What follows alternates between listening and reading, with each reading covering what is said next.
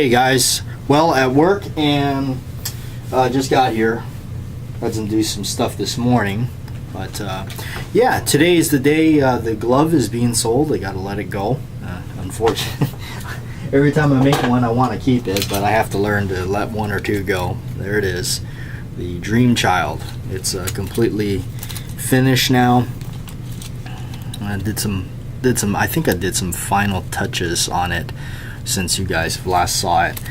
Just some minor aging, more painting job to it, kind of doing some stuff here and there, but like I said, this is going to be the last of these types of blades that are going to be on it. Got a little receipt drawn up for this particular thing because well, I don't want to be selling these things as weapons. I made up a receipt, kind of more or less a disclaimer, kind of stating that these are being sold as a prop, a movie prop. They are not sharpened. They're not sharpened. Tips are fairly dull, so it's not going to hurt you. That's the way it's meant to be. It's just a model, just a replica. It's not a weapon of any type. It's just something that if you admire the movie, you like the movie, you want something from it. So anyway, I got that little tip from actually the guys that do sell these things. They kind of make sure that they do that and state that, you know, that's the way they're intended. So that way I have documentation that when it left my possession into theirs, that it was not sharpened, nothing was pointed, so that's the way it was sold. And yeah, all right, so it's Saturday, and hey, did you check out the JW's radio? By the time you see this, you know, Edward, you won. That was really interesting to have everybody sign in there and say, I want that target. It was really neat. I like those kind of giveaways where, you know, it's really cool to give away stuff like that. I like that kind of stuff. Because for me, I always thought, wow, that would be neat if I could get something from that channel, some of the channels that I like, you know. So that's why I did it. Got a box of scrap. So here, coming up here, I should get ready and box up all my scrap copper, take it to the recycle place, and actually can get a couple bucks for it and go back and buy some copper that I can use. So that's neat. You know, trading scraps for scraps in a sense, you know, stuff I can't use and trade it in and get stuff I can use that the bigger company can't use. It's kind of interesting, isn't that? So all right, again, you know, special thanks to all of you that you know, sending me Christmas stuff, and you know, hope you you know, realize I try to give back to you anytime I can. Those of you, I have your address, but I appreciate it. You know, you send me stuff, and you know, it's just I like to pay things forward. You know, I'm a giver, so hopefully you enjoy your stuff, and I really appreciate the coffee cup and Santee, man, and all these things that you guys have sent me, books and DVDs. It's just amazing. It's really cool. I really enjoy this stuff. In fact, I kind of want to go home and watch Salem's Lot, but it's okay. I'm at work. Yeah, and we'll see how the day goes. Short day today, thank goodness. Get out of here early, and I don't think I need to make a stop at anywhere before I go home. Just go home and relax. Yeah. Well, heading out of work, and I'm actually gonna go over to a friend of mine's house, see what he's doing. He's hanging Christmas lights, doing all that stuff. So yeah, see what he's up to. I haven't done any kind of a Christmas thing yet. December's on the move, so I'm kind of doing all this stuff related to still October, building Freddy gloves.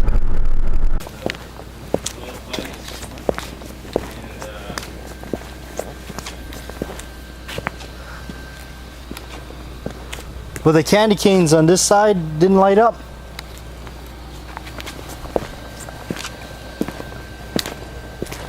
That's what we put together right there.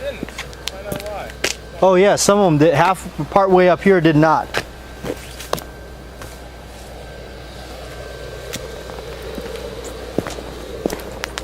This is my Christmas.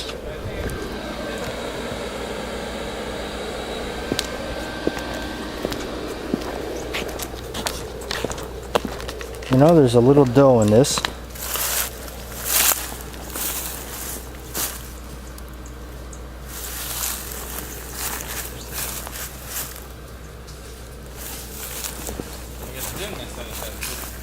Oh, there it goes.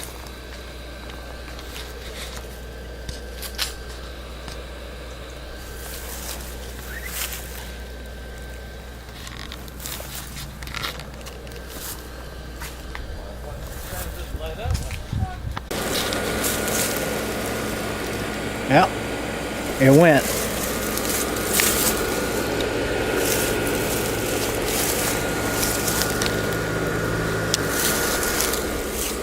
It's like my Christmas deed for December.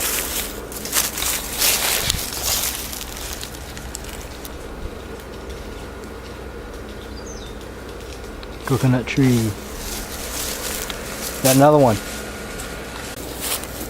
Look at Clark Griswold.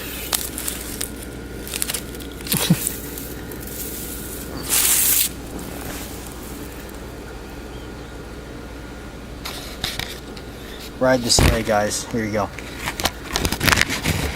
I'll simulate it going for you.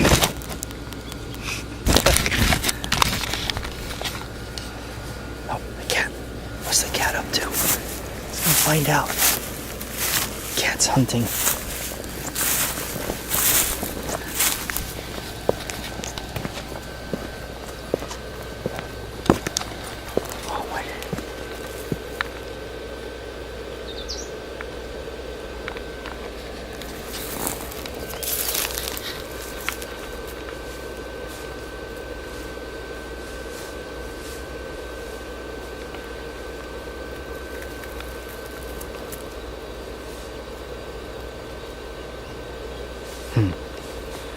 Might be a rat. She busted us. Alright. Heading home for the night. And it has started to downpour in rain. We are getting some rain right now.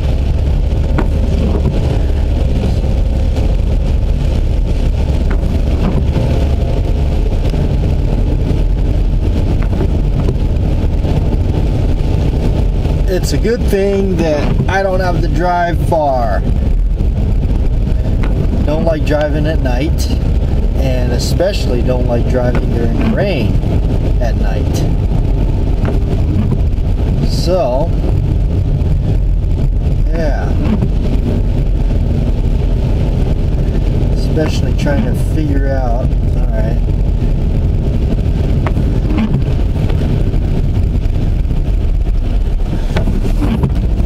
Out getting out of here.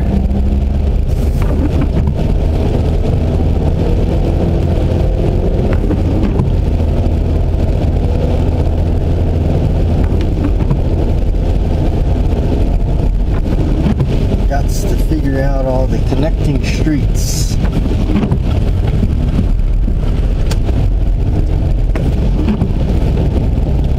They just saw a flash of lightning right now. I don't know if you probably can't see me at all, but yeah, I just saw a flash of lightning. Might be a storm or something. I don't know. So there is definitely thunder out there. I can hear it. As of so far as today, what do we got going on here? I owe you guys a story because I forgot yesterday. You see? I knew I was going to forget. I owe you the story of the Devil's Cut and Santee and myself. Before we get to that, I wanted to say, alright, the fella did not produce the money for my glove, so no money, no glove. I'm not giving away a glove. This is mine, but I have his, or what was supposed to be his. Well, I guess if he doesn't pay up, that goes into my personal collection. I or if I got somebody else that may be interested in it, it doesn't matter. The neat thing about it is, like I said, it doesn't really matter to me. It's not like I sweat the small stuff anyway, but really, these things don't cost me a whole deal of money and material. As far as money goes, it doesn't cost me, but what it costs me is my time, that's all. But I love these things dearly, and I like making them, so doesn't matter. Like I said, it'll just go into my collection. I can always alter it and do things to it and make it fit me if I want it. So, but yes, no money, no gloves. So I don't care. I love them and I enjoy making them. So all right, let's get to the Devil's Cut story. Good old Santee and myself,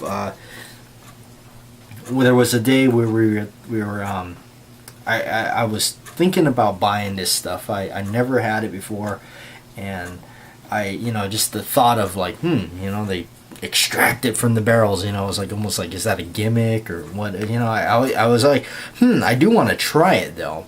I was like, I wonder if it's really good. And so I was sitting there rattling it around my head at work, rather if I was going to go and buy a bottle or not. Out of the blue, Santee and I were talking about something, going back and forth in a text message, and he mentioned the Devil's Cut. Now, mind you, he had no idea that I was actually rattling it around to go buy this stuff myself to try it that day. And because he had mentioned something about it in a text, I don't exactly remember what the text message was, what it was about, the Devil's Cut. And I just said, you know what, that's it. That's my thing. I'm going to go buy it. And so I went and bought it and that afternoon and sent him a picture of me buying it. And then I think shortly after that, he got he had to go buy a bottle, so he went and bought a bottle, and as a joke I said, hey, send me a picture of you buying the bottle, because I sent him a picture of me buying the bottle. And so he sent his, and I was laughing, and I said, hey, I wonder if good thing nobody saw you doing that, because his picture was something like this. And he's in the store, and he said, well, yeah, hopefully he said, I think the workers are following him around for the rest of the duration of his shopping experience. So, anyway, that's Santee and I, that's kind of our drink, and many of yours. Joe, you've been enjoying it yourself. I enjoy it because it is. If you like the taste of bourbon, it definitely is a richer tasting bourbon. It's just got more flavor. It's just, everything is intensified. It is 90 proof, so you got to be careful with it. You don't want to be tossing those things back, and then next thing you know, you're just, as Clint Eastwood says, to Clyde, you're gonna get blasted. Okay, I'm gonna spray this down because it's been out and about. Probably can't see it because of the lighting, but that's okay. You'll have to check it out tomorrow in HD. How about that? On the main channel.